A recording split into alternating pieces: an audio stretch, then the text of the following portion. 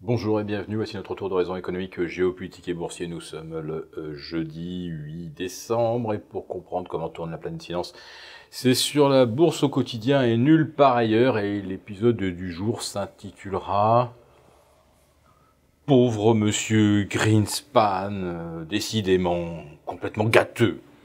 Oui, ce matin, CNBC est allé demander son avis à Alan Greenspan, l'ex-patron de la Fed pendant près de 18 ans.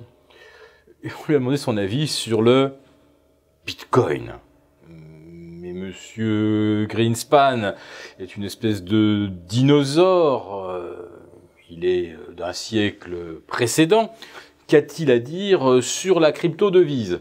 D'abord, écoutez bien, d'abord c'est pas une devise, ni une monnaie. D'après monsieur Greenspan, c'est pas une commodity non plus, c'est autre chose. Alors est-ce qu'autre chose peut avoir de la valeur?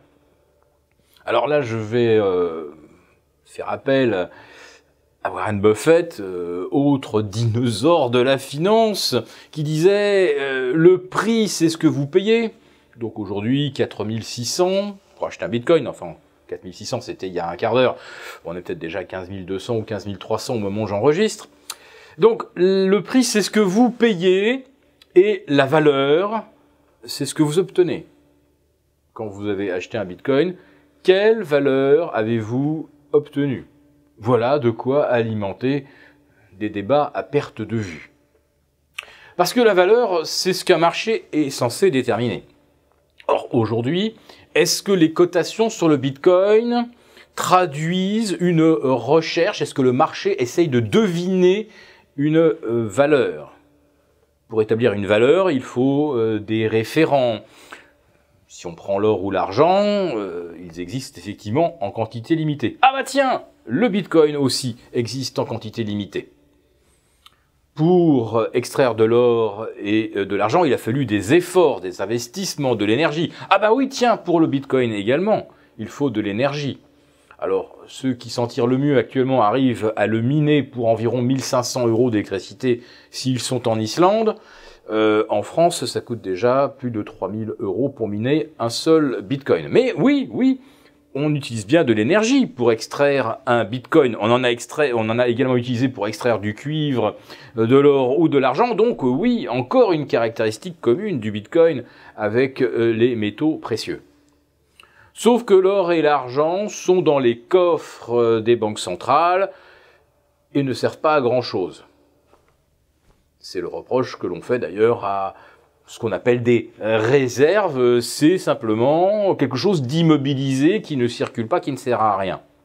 Mais si d'un seul coup on décidait que les stocks d'or n'ont absolument aucune utilité aux banques centrales, eh bien on pourrait toujours se servir de l'or pour augmenter la performance de tous les systèmes, les puces électroniques. Au lieu de mettre du cuivre, on mettrait de l'or et elles seraient infiniment plus performantes.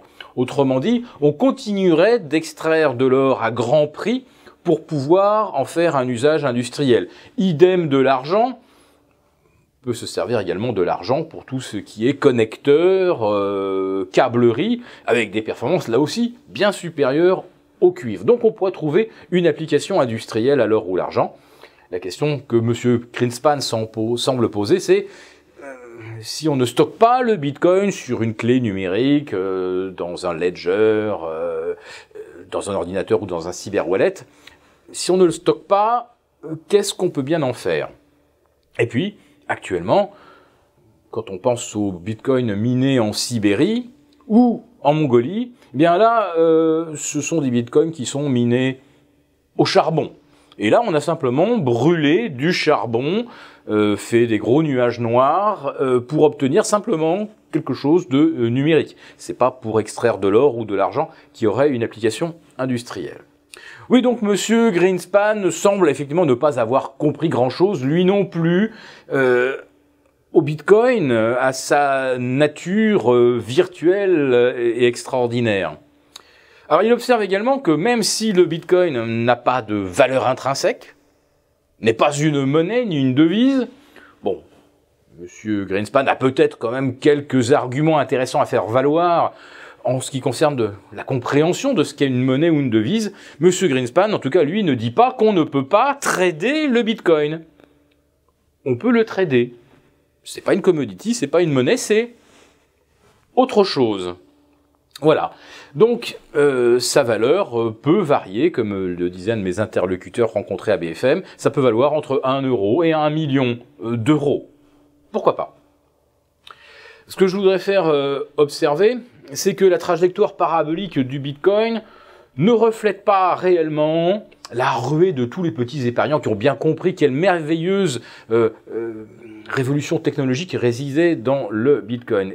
Et oui, pour être plus terre à terre, cette envolée parabolique, elle est orchestrée par des algos, c'est-à-dire par des robots.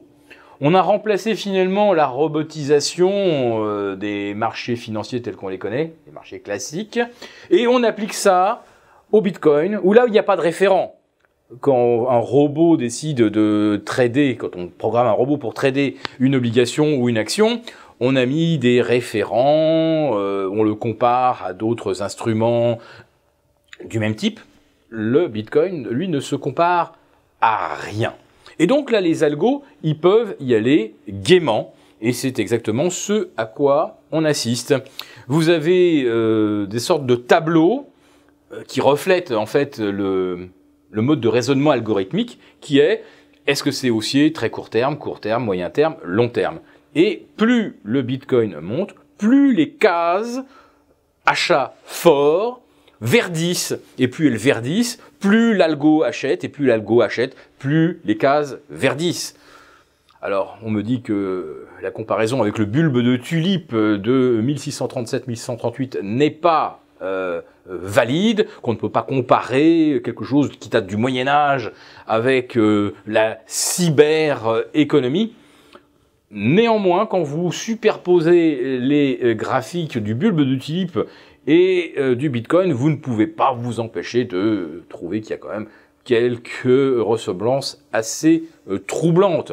Mais vous, ne vous laissez pas troubler par Monsieur Greenspan, c'est un vieux machin, il n'y comprend rien.